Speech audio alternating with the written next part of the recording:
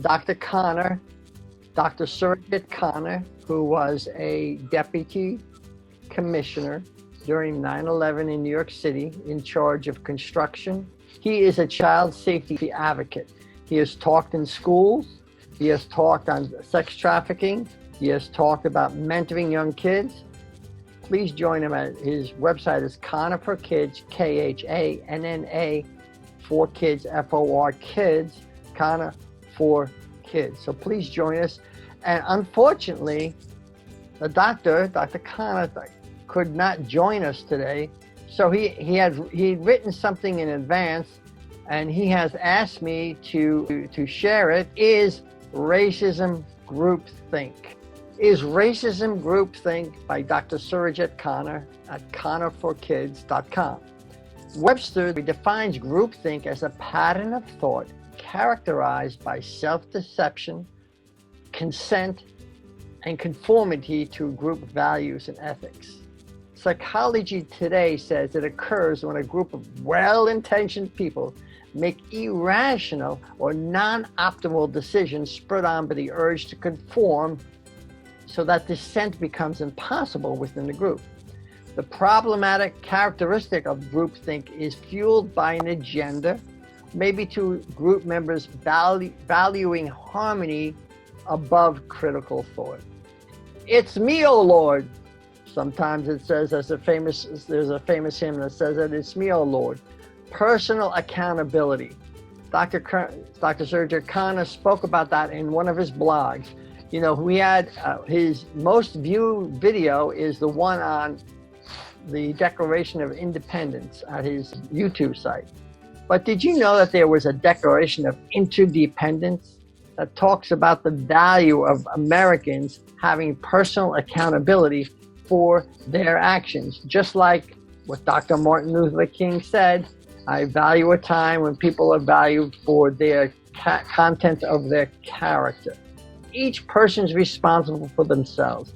Even Jesus said, judge not according to the appearance, but judge what is righteous judgment.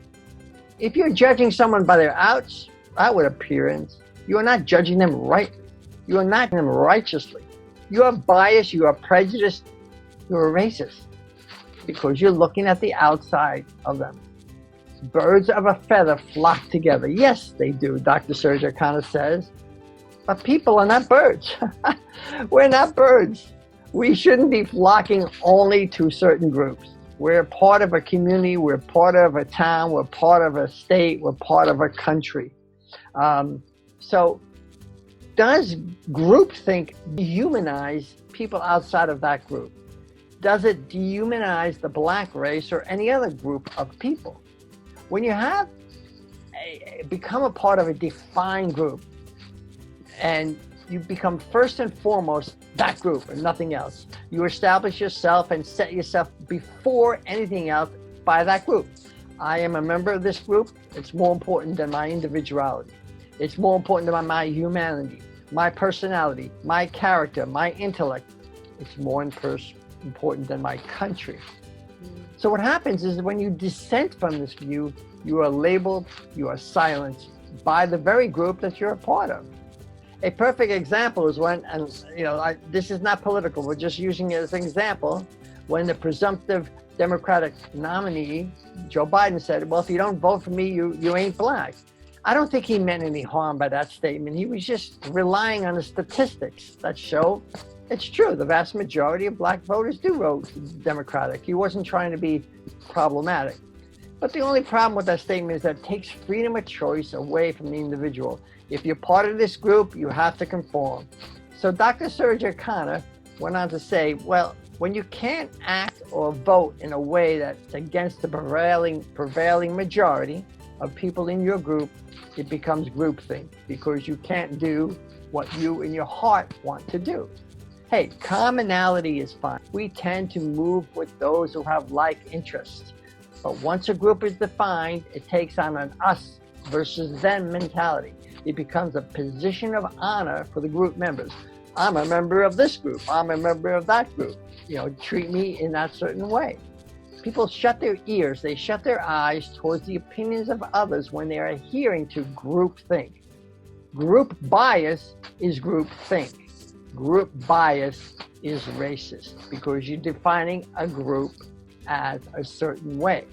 There was a book years ago, I don't know, it used to be very popular, called Lord of the Flies.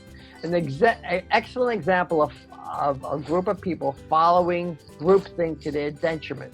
Young people on an island thought it was okay to murder another boy because of the way he looked.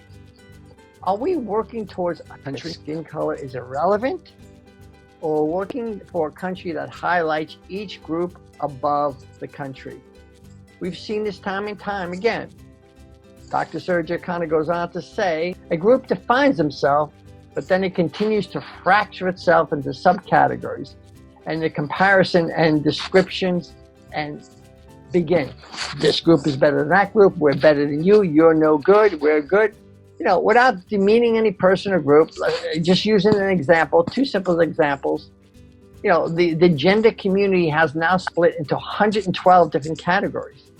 And there, according to Reddit, there are 174 black-only organizations. You know, if we as Americans are required to define and use each of these categories, and if we realize we could be penalized if we made a mistake, if we're identifying someone in the wrong way that we don't want to, we all want to be culturally appropriate.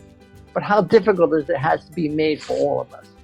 The penalty is now high if we identify someone inappropriately or a member of the wrong group.